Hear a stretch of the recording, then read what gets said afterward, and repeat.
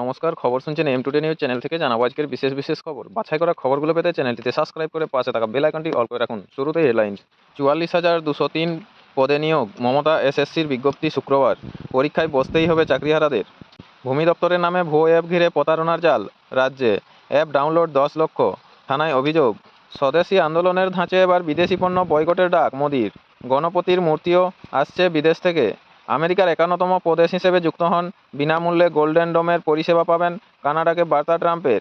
পাকিস্তানকে বিশ্বাস করা যায় না, অপারেশন সিঁদুর চলছে। বিএসএফ রেঞ্জার্সদের পালানোর ভিডিও প্রকাশ। আশঙ্কার সিঁদুরে মেঘ, আর যুদ্ধ চায় না কার্গিলের মানুষ। বিহার থেকে নেপাল সীমান্তে উড়ছে ড্রোন, আতঙ্ক।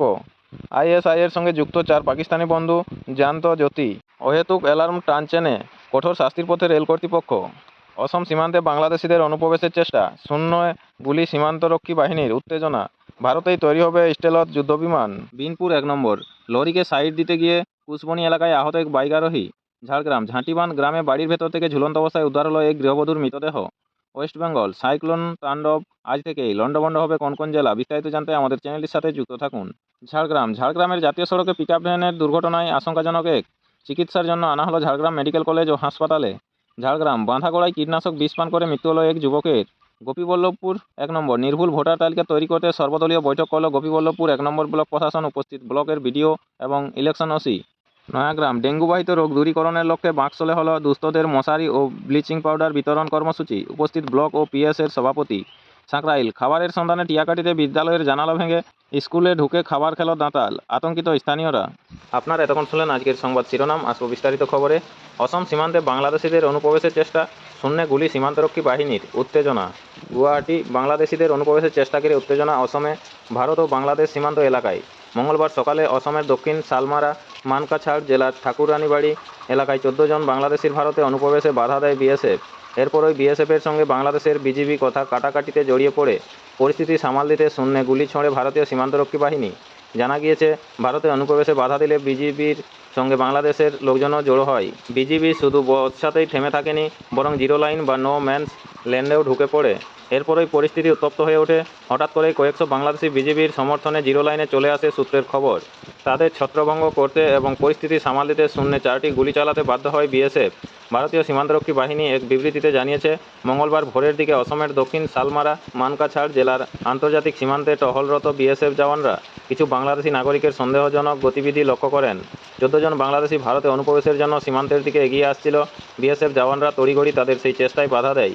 পরবর্তী সময়ে ওই অনুপ্রবেশকারীদের বাংলাদেশে ফেরত পাঠানো হয়। আসবো পরবর্তী খবরে। ৪৪,২০৩ পদে নিয়োগ, মমতা এসএসসির বিজ্ঞপ্তি শুক্রবার। পরীক্ষায় বসতেই হবে চাকরিহারাদের। কলকাতা রিভিউ পিটিশন কবে গৃহীত হবে তা অনিশ্চিত, তাই সুপ্রিম কোর্টের রায় মেনে শিক্ষক ও শিক্ষাকর্মীদের জন্য নতুন নিয়োগের বিজ্ঞপ্তি স্কুল সার্ভিস কমিশনের মাধ্যমে প্রকাশ করতে বাধ্য হচ্ছে সরকার। মঙ্গলবার নবান্নে সেই ঘোষণাই করলেন স্বয়ং মুখ্যমন্ত্রী মমতা বন্দ্যোপাধ্যায়। ৩০শে মে এসএসসির উল্লেখিত বিজ্ঞপ্তি প্রকাশিত হবে। অনলাইন আবেদন চলবে ১৮ জুন থেকে ১৪ জুলাই পর্যন্ত। শিক্ষক ও শিক্ষাকর্মী মিলিয়ে মোট ৪৪,২০৩টি শূন্যপদের জন্য বিজ্ঞপ্তি দেওয়া হচ্ছে। মুখ্যমন্ত্রী আগেই ফেসবুক পোস্টে আন্দোলনকারীদের ভাই বোন সম্বোধন করে লিখেছিলেন, তাদের নিয়ে গুরুত্বপূর্ণ ঘোষণা করতে চলেছেন তিনি। তাই তার ঘোষিত সময় বিকেল ৫টায় সবার চোখ ছিল টিভি ও মোবাইলে। মুখ্যমন্ত্রী কিন্তু বারবার বলেছেন, আইন এবং নিয়োগ দুই পথে একসঙ্গেই সরকার চলবে। সেই কারণে পরীক্ষার তারিখ ঘোষণা করা হচ্ছে না। রিভিউ পিটিশনে কী হয় সেটা দেখার পরই ওই তারিখ জানানো হবে। যদি রাজ্যের আবেদনে শীর্ষ আদালত সাড়া দেয়, সেক্ষেত্রে পরিস্থিতিতে বদল আসবে। মানবিকতার খাতিরে প্রত্যেক প্রার্থীর কথাই ভেবেছেন তিনি। পাশাপাশি নতুন আবেদনকারীদের জন্য আলাদাভাবে ২০,০০০ শূন্যপদের ঘোষণাও করেছেন। মমতা বলেন, আইন এবং সংবিধান মেনেই তাকে চলতে হবে। তবে চাকরিহারাদের জন্য বয়স এবং অভিজ্ঞতায় ছাড়ের ব্যবস্থা করার কথা ভাবছে রাজ্য। চাকরিহারা শিক্ষক শিক্ষাকর্মীদের তার আবেদন এই সুযোগ হাতছাড়া করবেন না। ব্যবস্থা একটা হবেই। এই প্রসঙ্গে অন্য দপ্তরে কাজের সুযোগের কথাও বলেন মুখ্যমন্ত্রী। তবে নতুন নিয়োগ বিজ্ঞপ্তি প্রকাশের পরে হতাশা, কান্নায় ভেঙে পড়েন আন্দোলনকারী শিক্ষকরা। আন্দোলনস্থলে এক শিক্ষিকা জ্ঞান হারান। সাংবাদিক সম্মেলনে এসে আন্দোলনকারীদের তরফে বৃন্দাবন ঘোষ, রাকেশ আলম এবং মোহাম্মদ হাবিবুল্লাহ বেশ কয়েকটি দাবি এবং প্রস্তাব তুলে ধরেন। তাদের বক্তব্য, ১ নম্বরে, এই ঘোষণা তাদের কাছে মৃত্যু পরোয়ানার সামিল। কারণ স্কুলে ছাত্র পড়িয়ে সংসারের অন্যান্য কাজ সামলে তাদের পক্ষে আর প্রস্তুতি নেওয়ার সময়ই থাকছে না। তার উপর রয়েছে চাকরি হারানোর মানসিক যন্ত্রণা। ১২ থেকে ১৪ ঘন্টা প্রস্তুতি নেওয়া নতুন প্রার্থীরা তাদের থেকে স্বাভাবিকভাবেই বাড়তি সুবিধা পাবেন। ২ নম্বর পয়েন্ট, সুপ্রিম কোর্ট এত সুনির্দিষ্ট বিজ্ঞাপন দেওয়ার কথা বলেনি। তা সত্ত্বেও একেবারে কাউন্সেলিং পর্যন্ত দিনক্ষণ ঘোষণা এখনই করে দেওয়া হচ্ছে। রিভিউ পিটিশনের জন্য হাতে বাড়তি সময় রেখে আবেদনের সময়সীমা পিছানো যেত 3 নম্বর, সুপ্রিম কোর্টের যে নির্দেশে এই বিজ্ঞপ্তি প্রকাশের কথা বলা হচ্ছে সেখান থেকেই অযোগ্যদের চাকরি বাতিল করার কথা বলা হয়েছিল, তা কেন মানল না সরকার? 4 নম্বর দাবিটি হলো তাদের স্বার্থ রক্ষায় আইনজীবীরা কিছু পরামর্শ দিয়েছেন, সেগুলি তারা সরকারকেও জানাতে চান। সে কারণেই মুখ্যমন্ত্রীর সঙ্গে বৈঠক চেয়েছিলেন। তার আগে কেন এই ঘোষণা করা হলো? তারা এখনও মুখ্যমন্ত্রীর কাছে আলোচনার প্রস্তাব দিয়ে রেখেছেন। 5 নম্বর, রিভিউ পিটিশন খারিজ হলে কিউরেটিভ পিটিশন করা যায়, সে কথা কেন মুখ্যমন্ত্রী তুললেন না? 6 নম্বর, ওবিসি সংরক্ষণের কী হবে এবং যারা অসুস্থতা বা দুর্ঘটনার জন্য পরীক্ষা দিতে পারবেন না তাদেরই বা কী হবে, তা নিয়ে কোনো সুনির্দিষ্ট ঘোষণা নেই। আন্দোলনকারীরা মনে করছেন মুখ্যমন্ত্রীর ঘোষণার পরেও কিছু অস্পষ্টতা রয়ে গিয়েছে। অভিজ্ঞতার ভিত্তিতে বাড়তি নম্বর এবং বয়সে ছাড় দেওয়া ছাড়া তারা আর কোনো সুবিধা পাবেন কিনা সেটা স্পষ্ট নয়। তাই তাদের বক্তব্য, সুপার নিউমেরারি পোস্ট তৈরি করে পরীক্ষা এড়িয়ে তাদের আলাদাভাবে নিয়োগ করা হোক। যদিও ওয়াকিবহাল মহলের বক্তব্য, মুখ্যমন্ত্রীর ঘোষণায় আন্দোলনকারীদের প্রতি বেশ কিছু পরোক্ষ ইঙ্গিত রয়েছে। সুপ্রিম কোর্টের অবমাননা যাতে না হয় তার জন্যই যে বিজ্ঞপ্তি প্রকাশ করা হচ্ছে তা তিনি জানিয়েছেন। তবে মূল লড়াইয়ের জায়গা যে রিভিউ পিটিশন, তাও মনে করিয়ে দিয়েছেন মুখ্যমন্ত্রী। বলেছেন তিনি কারো চাকরি বাতিল করেননি, তা হোক সেটাও চান না। সেই কারণেই শিক্ষাকর্মীদের স্বার্থ দেখার চেষ্টা করছেন তিনি। পাশাপাশি মনে করিয়ে দিয়েছেন ত্রিপুরায় 10,000 শিক্ষকের চাকরির বাতিল হলেও বিজেপি সরকার তাদের জন্য কোনো পদক্ষেপ করেনি। ওয়াকিবহাল মহল এও মনে করছে চাকরিহারাদের স্বার্থ রক্ষা যেমন এই মুহূর্তে প্রধান কাজ, তেমনই নতুন করে তৈরি হওয়া শূন্যপদগুলিও সময়ে পূরণ করতে হবে। না হলে একদিকে যেমন শিক্ষিত বেকারদের কর্মসংস্থানের অধিকার ক্ষুণ্ণ হবে, তেমনই পড়ুয়ারা বঞ্চিত হবে পঠন পাঠনের ক্ষেত্রে। তার জেরে স্কুল শিক্ষা ব্যবস্থাটাই ভেঙে পড়বে অচিরে। সব রকম আইনি লড়াই শেষে যদি আদালতকে সন্তুষ্ট না করা যায় তাহলে নতুন নিয়োগ পদ্ধতি একমাত্র ভরসা। বৃহত্তর স্বার্থে সেই পথেই হাঁটতে হবে সরকারকে। আপনাদের সকলকেই বলা হচ্ছে, যারা নিয়মিত গুরুত্বপূর্ণ খবরগুলো শুনতে চান অবশ্যই আমাদের চ্যানেলটি সাবস্ক্রাইব করে রাখুন। ফিরে আসবো খবরে। ভূমি দপ্তরের নামে ভুয়ো অ্যাপ ঘিরে প্রতারণার জাল রাজ্যে। অ্যাপ ডাউনলোড 10 লক্ষাধিক, থানায় অভিযোগ। বিধাননগর ও কলকাতা, হাতে হাতে স্মার্টফোন, ইন্টারনেটের সৌজন্যে এখন গোটা বিশ্বে কার্যত হাতের মুঠোয় মোবাইলে স্রেফ কয়েকবার আঙুল ছুঁয়ে ঘরে বসেই সেরে নেওয়া যায় সরকারি বেসরকারি হাজারটা কাজ। সময়ের সঙ্গে তাল মিলিয়ে রাজ্যবাসীকে উন্নত ও আধুনিক প্রযুক্তির সব রকম সুবিধা পাইয়ে দিতে তৎপর রাজ্য সরকার। সেই সূত্রেই নাগরিকদের জমি সংক্রান্ত যাবতীয় তথ্য দিতে নির্দিষ্ট পোর্টাল এবং অ্যাপ চালু করেছে ভূমি দপ্তর। কিন্তু দেখা যাচ্ছে ওই সরকারি অ্যাপের আদলে তৈরি একটি নকল অ্যাপ জমি জায়গা সংক্রান্ত তথ্য দিচ্ছে। বিষয়টি নজরে আসার পরই নকল অ্যাপ বন্ধ করতে ব্যবস্থা নিয়েছে ভূমি দপ্তর। বিধাননগর সাইবার ক্রাইম থানায় লিখিত অভিযোগও দায়ের হয়েছে। ওই নকল অ্যাপের ডাউনলোড হিস্ট্রি থেকে দেখা গিয়েছে ইতিমধ্যে 10 লক্ষের বেশি মানুষ ওইটা ডাউনলোড করে ফেলেছেন নিজেদের ফোনে।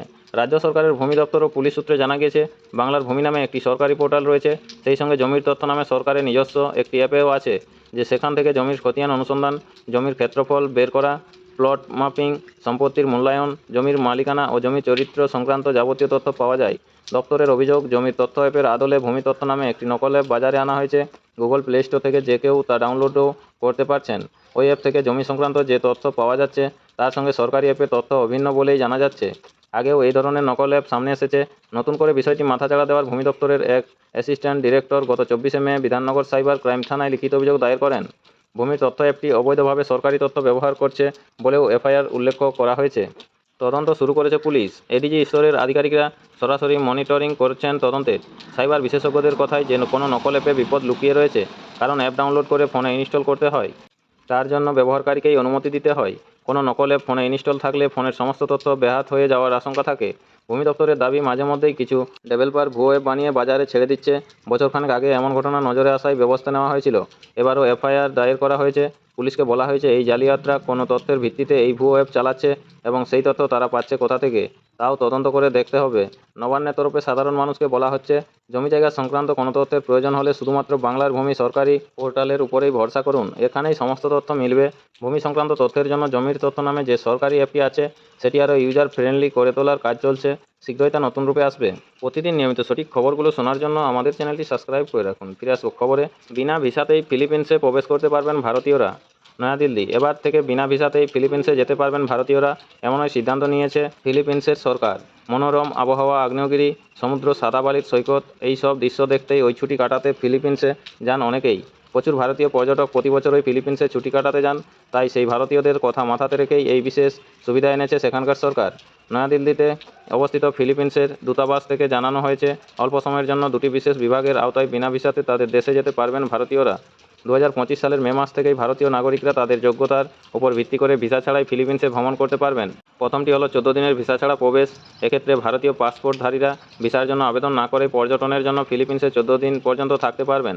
সমস্ত প্রধান বিমানবন্দর, বন্দর এবং এমনকি ক্রুজ টার্মিনালের মাধ্যমে প্রবেশের অনুমতি রয়েছে ভারতীয়দের, তবে কেবল ভ্রমণের জন্যই অনুমতি পাওয়া যাবে, অন্য ক্ষেত্রে ব্যবহার করা যাবে না।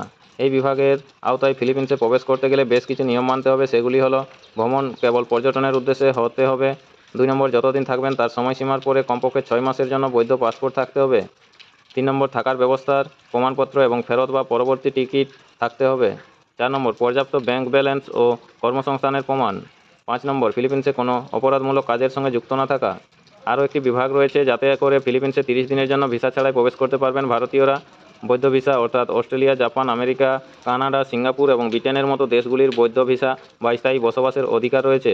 যেসব ভারতীয়ের তাদের 30 দিনের জন্য বিনা ভিসায় থাকার সুযোগ দিচ্ছে ফিলিপিন্স সরকার, তবে রয়েছে বেশ কিছু শর্ত, যেগুলি হলো: যে কোনো এক AJACSS UK দেশ থেকে বৈধ ভিসা বা PR থাকতে হবে। 2 নম্বর, 6 মাস মেয়াদি পাসপোর্ট। 3 নম্বর, পরবর্তী ভ্রমণের প্রমাণ। 4 নম্বর, ফিলিপিন্সে কোনো অপরাধের সঙ্গে যুক্ত না থাকা। দেখে নেব আজকে শহরের আবহাওয়ার হালচাল কী রয়েছে। বঙ্গোপসাগরে গভীর নিম্নচাপ, শহর থেকে জেলায় ব্যাপক বৃষ্টির পূর্বাভাস। কলকাতা, ওড়িশা উপকূল সংলগ্ন উত্তর থেকে পশ্চিম বঙ্গোপসাগরে তৈরি হওয়া নিম্নচাপটি পশ্চিমবঙ্গ উপকূলের দিকে এগিয়ে আসছে। এটি শক্তি বাড়িয়ে গভীর নিম্নচাপে পরিণত হয়েছে, যার ফলে দক্ষিণবঙ্গ সহ গোটা রাজ্যেই ভারী বৃষ্টি, কোথাও কোথাও অতি ভারী বৃষ্টির পূর্বাভাস জারি করেছে আলিপুর আবহাওয়া দপ্তর।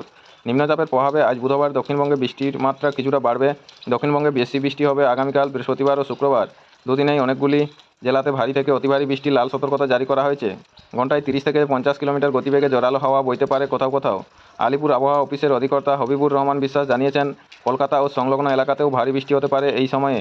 নিম্নচাপের প্রভাবে উত্তরবঙ্গের জেলাগুলিতে, বিশেষ করে হিমালয় সংলগ্ন জেলাগুলিতে বৃহস্পতিবার থেকে রবিবার পর্যন্ত ভারী থেকে অতি ভারী বৃষ্টির সতর্কতা জারি করা হয়েছে, যার ফলে শহর সহ গোটা রাজ্যেই কমবে তাপমাত্রা।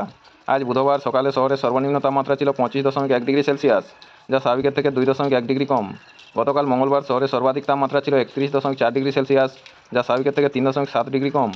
এদিন শহরের আকাশ থাকবে আংশিক মেঘলা। বজ্রবিদ্যুৎ সহ বৃষ্টির পূর্বাভাস জারি হয়েছে। আজ বুধবার শহরে সর্বাধিক তাপমাত্রা থাকতে পারে 31 ডিগ্রি সেলসিয়াসের ঘরে। গত 24 ঘন্টায় শহরে 13.3 মিলিমিটার বৃষ্টি হয়েছে। আপনাদের সকলকেই বলা হচ্ছে, যারা নিয়মিত গুরুত্বপূর্ণ খবরগুলো শুনতে চান অবশ্যই আমাদের চ্যানেলটি সাবস্ক্রাইব করে রাখুন। ফিরে আসবো খবরে। পাকিস্তানকে বিশ্বাস করা যায় না, অপারেশন সিন্দুর চলছে, BSF রেঞ্জার্সদের পালানোর ভিডিও প্রকাশ। জম্মু, পাকিস্তানকে বিশ্বাস করা যায় না, তাই সীমান্তে নজরদারিতে এতটুকু ঢিলেমি দিতে নারাজ বর্ডার সিকিউরিটি ফোর্স। আর ঠিক এই কারণেই অপারেশন সিন্দুর এখনও জারি রয়েছে। মঙ্গলবার সাংবাদিকদের মুখোমুখি হয়ে এমনটাই জানালেন সীমান্তরক্ষী বাহিনীর জম্মু ফ্রন্টিয়ারের IG শশাঙ্ক আনন্দ। তার দাবি, পহেলগাঁও হামলার ভারত প্রত্যাঘাত করতেই পাক সীমান্তে অনুপ্রবেশের চেষ্টা বেড়ে গিয়েছে। কখনো ড্রোন, কখনো জঙ্গি, আবার কখনো খোদ পাক সেনাও গোপনে ভারতে ঢোকার চেষ্টা করেছে, কিন্তু BSF জওয়ানদের অতন্দ্র প্রহারা তাদের সেই পরিকল্পনা ভেস্তে দিয়েছে। এক্ষেত্রে BSF-এর মহিলা জওয়ানদেরও ভূয়সী প্রশংসা করেছেন BSF-এর ওই শীর্ষকর্তা। পাশাপাশি এদিন অপারেশন সিন্দুরের আরও কিছু অপ্রকাশিত ফুটেজ প্রকাশ করেছে BSF, যেখানে পাক ভূখণ্ডে ঢুকে জঙ্গি লঞ্চপ্যাড বা পাক সেনার ছাউনিতে হামলা ও পাক রেঞ্জারদের পালানোর ছবি ধরা পড়েছে। পাক সীমান্ত লাগোয়া ভারতীয় সেনাবাহিনীর পোস্টগুলি রক্ষায় সহকারী কমান্ড্যান্ট নেহা ভান্ডারির মতো BSF-এর মহিলা জওয়ানদের অবদানের প্রশংসা করেন IG। অন্যদিকে সাম্বা সেক্টরের একটি পোস্টকে অপারেশন সিন্দুরের নামে এবং আরও 2টি পোস্ট শহীদদের নামে নামকরণ করার প্রস্তাব দেন তিনি। এদিন সংবাদ মাধ্যমের তরফে জানতে চাওয়া হয়, সীমান্তের ওপার থেকে পাক সেনার গোলাবর্ষণের আড়ালে কী জঙ্গি অনুপ্রবেশ ঘটতে পারে। উত্তরে BSF-এর IG বলেন, গোয়েন্দাদের তরফে কিছু খবর আমাদের কাছেও এসেছে, তবে আমাদের জওয়ানরা কোনো ঢিলেমি দিচ্ছে না। আমরা সম্পূর্ণ প্রস্তুত হয়ে সর্বোচ্চ পর্যায়ে নজরদারি জারি রেখেছি। এরপরই তার সংযোজন ওদের বিশ্বাস করা যায় না, আর সেজন্যই অপারেশন সিন্দুর এখনও চলছে। BSF-এর IG এদিন স্বীকার করেন, পাক সেলিংয়ের ফায়দা তুলে গত 8ই মে শিয়ালকোট সেক্টরে 40 থেকে 50 জন সন্দেহভাজন জঙ্গি অনুপ্রবেশের চেষ্টা করেছিল, কিন্তু BSF-এর প্রতিরোধের মুখে তারা পিছতে বাধ্য হয়। তারপর 9 ও 10ই মে সীমান্তে BSF-এর পোস্টগুলিকে নিশানা করে গোলাবর্ষণের পরিমাণ আরও বাড়িয়ে দেয় পাক সেনা। 10ই মে সকালে একাধিক পাকিস্তানি ড্রোনকে গুলি করে নামানো হয়, যদিও এই ড্রোন হামলায় 2 BSF জওয়ান ও 1 জন সেনা জওয়ান শহীদ হন বলেও জানান তিনি। এছাড়া এদিন অপারেশন সিন্দুর নিয়ে আরও বেশ কিছু ফুটেজ প্রকাশ করে BSF। সীমান্তরক্ষী বাহিনী জানিয়েছে, সীমান্ত থেকে অন্তত 2.2 কিলোমিটার ভিতরে পাকিস্তানের ভূখণ্ডে থাকা 3টি জঙ্গি শিবির ও পাক সেনা ছাউনি গুড়িয়ে দেওয়া হয়েছে।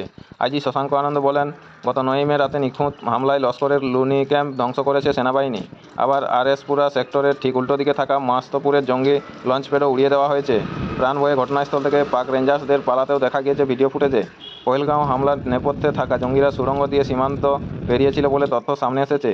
সীমান্তে যাতে এ ধরনের কোনো সুড়ঙ্গ সক্রিয় না থাকে তা নিশ্চিত করছে BSF ও সেনাবাহিনী বলেও এদিন জানিয়েছেন IG শশাঙ্ক আনন্দ। নমস্কার, এখনকার স্থানীয় সংবাদটি এই পর্যন্তই। পরবর্তী সংবাদটি পেতে চ্যানেলটিতে সাবস্ক্রাইব করে পাশে থাকা বেল আইকনটি অল করে রাখুন। সবাই ভালো থাকুন, সুস্থ থাকুন। দেখা হচ্ছে পরের আপডেট খবরে। ধন্যবাদ।